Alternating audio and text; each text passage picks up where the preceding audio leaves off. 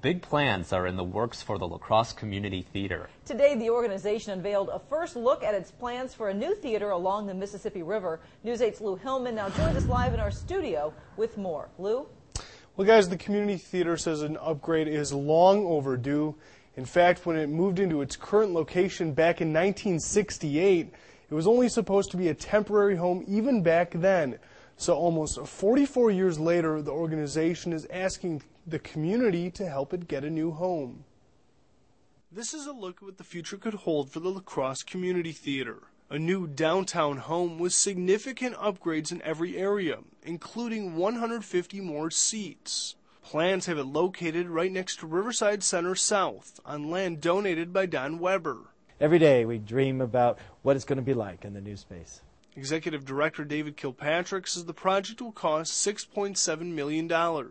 About half of that money has already been pledged by private donors. Now the organization is asking the public to help fund the rest. This current building is not a building that draws people. Those who come to our theater, and we love them dearly, come because they love the theater. They love our shows, they love the experience that they're getting, but they recognize it's not the best event. Almost all of the limitations of the current venue involve space, a lack thereof.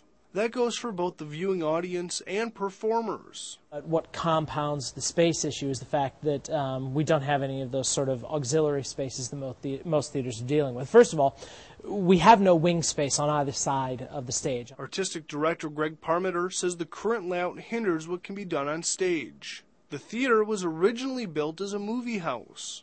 What we're looking for is a venue by which we can have a higher quality of look and feel, and overall a better experience.